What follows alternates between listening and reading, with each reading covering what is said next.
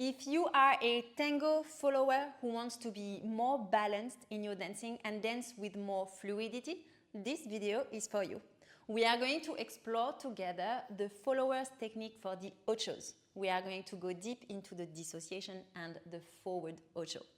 We'll start in this video by exploring 5 tips for more balance, more groundedness, more connection in your Ochos, and then I will share with you 2 exercises that you can do at home on your own to practice your Tango Ocho technique. And then at the end, I will be dancing it with Pablo so that you can see what it looks like in action.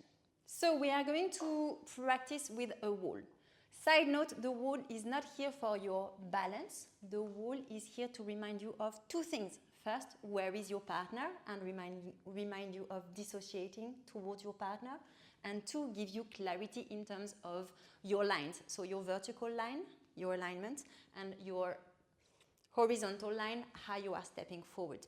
So we are going to work with the forward Ocho. Let me show you, and then we go down deep into the tips. So forward Ocho, we take a forward step, then we dissociate, torso, hip, the leg, and then we continue. So we go again, forward step, torso, hip, leg, and we continue. Remember, we never change the weight when we are pivoting. So let's look at a few technique tips. The first technique tip, very important, is to start the dissociation from the torso, follow from the hip, and then go with the free leg. Why?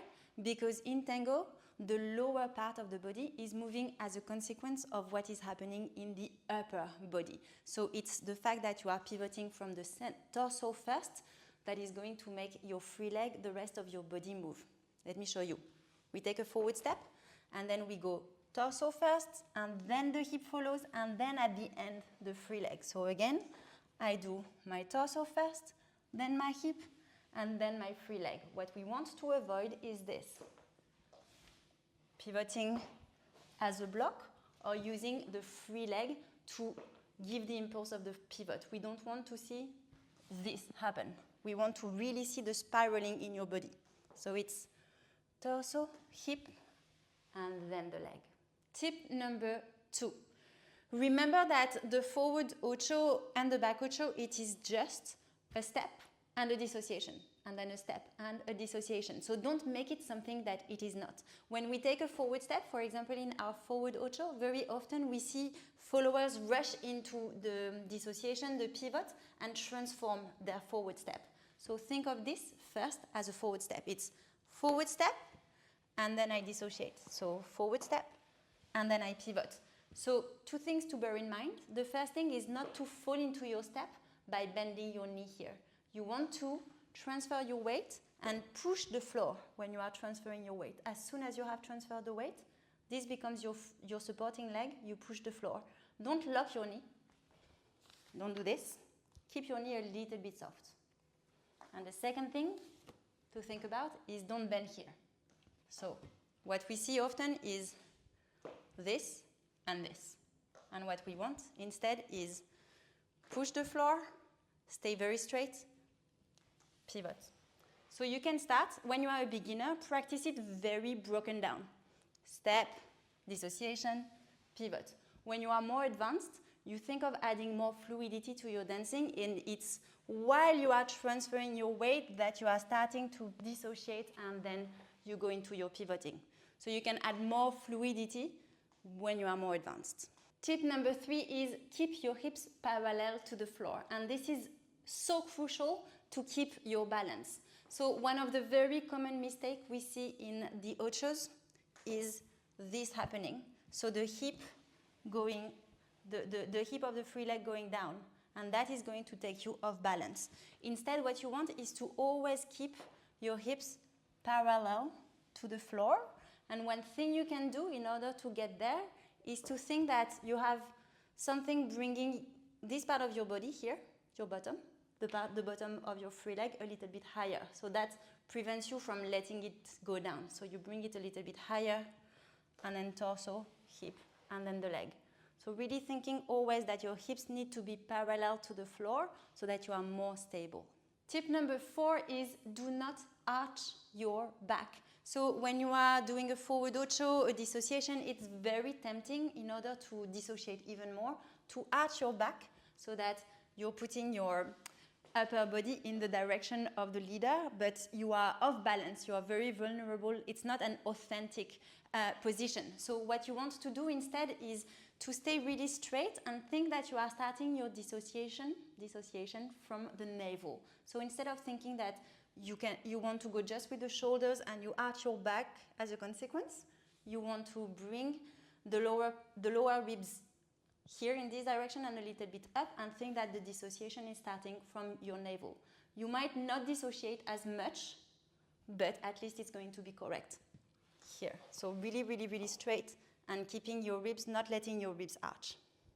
Tip number 5 is a little bit more advanced, but so important, and it is to use the opposite energies in your movement. What we mean by this is that very often when followers take a forward step, there is an intention forward because we are dancing tango, we want to go towards our partner, but as a consequence, there is a feeling of falling for the leader.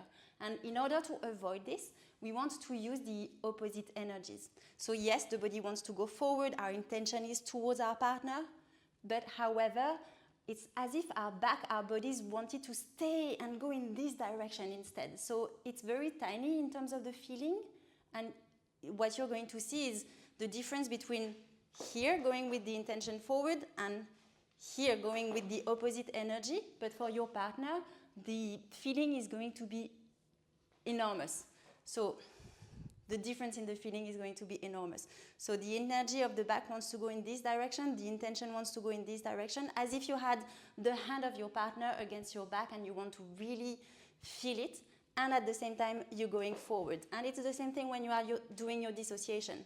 The energy, the back wants to go in this direction while you are pivoting. This allows you to be much more in the embrace and much more grounded. So now let's look at 2 exercises you can do at home on your own in order to put all of these tips into your body and have a beautiful posture and be more balanced and fluid when you are dancing. So if you want to go very deep, we have a workshop with Pablo called Balance and Adornos. It is for follower, and we do technique for balance and for decorations in the dance. We run these a few times a year, so if you're interested, sign up to our our mailing list. We will put the link in the comments below, and you will be notified. But let's start right now with 2 exercises. These are exercises you can do in socks or in shoes. Before you ask, because everybody asks me, these beautiful shoes are from Ocho Brujo. They're gorgeous, they are wonderful shoes, so if you're looking for tango shoes, they are great. Again, I will put the link in the comments. So exercise number 1, we are going to be doing our forward step dissociation, really thinking about the fluidity and everything we have discussed. We're going to put on a tango song, you put on a tango song, and we're going to work on doing the forward step on 1, 2, 3, 4, and then the dissociation 1, 2, 3, 4, and then forward step 1, 2, 3, 4, dissociation 1, 2, 3, 4. Use a Dissali song, for example, where the phrasing of the music, the 1, 2, 3, 4, 1, 2, 3, 4 is easy to listen to. Exercise number 2, we are going to do the same thing, but now we are going to do it on a full musical phrase. So we are going to transfer the weight on 8. 1, 2, 3, 4, 5, 6, 7, 8. Pivot dissociation 1, 2, 3, 4, 5, 6, 7, 8, and continue 1, 2, 3, 4, 5, 6, 7, 8, and we continue 1, 2, 3, 4, 5, 6, 7, 8. This is very important. These exercises are very important because learning how to slow down is going to do 2 things for you. First, it will help you really practice your balance and your correct technique. It's much more challenging to go slow than to go fast. And number 2, it's going to teach you how to use the changes of dynamics, the changes of speed in order to express the music yourself. the moment of dissociation in tango is one of the easiest ways, the easiest moments for the follower to influence the partner's musicality and slow down or go a little bit faster. So it's really useful to practice this on your own. So now I'll show you with Pablo on tango music.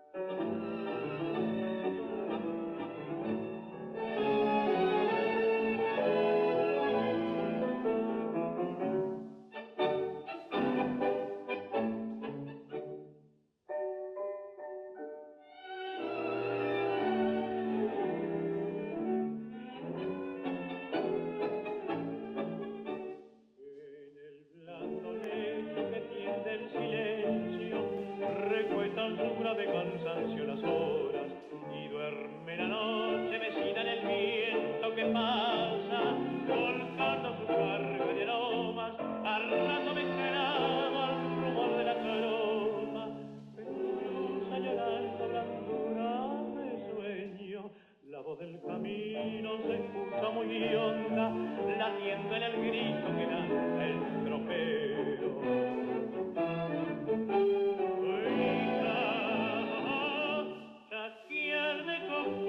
Sonar desde el cerro,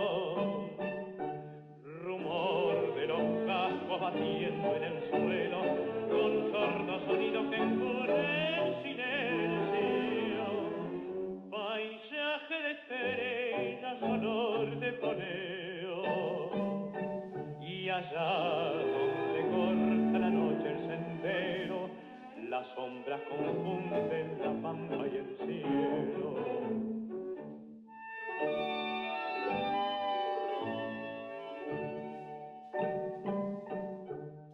There you have it. 5 tips for technique for the followers, for the Ochos and the pivoting and the dissociation, and also 2 technique exercises that will help you practice at home. Followers, I know we all want to be powerful, graceful, full of personality, musical on the dance floor, and remember that your individual technique is really the bedrock of all of this. We cannot add everything we want to add, bring out everything we have to offer on the dance floor if we are not stable, fluid, aware of what is happening in our body, in control of our movements. So I want to really invite you to practice at home, do your balance, fluidity, technique exercises, and you will see, you are going to see the impact on your dancing. And obviously, make sure you listen to a lot of tango music, study tango musicality, because the way we are feeling and expressing the music is an important part of the conversation that we are having with our leaders. Now it's your turn. Please let us know in the comments which of these tips resonate with you the most, 1, 2, 3, 4, or 5, and which of these exercises you are going to practice at home. Let us know how it goes, and we look forward to seeing you in the next video. Bye! See you soon.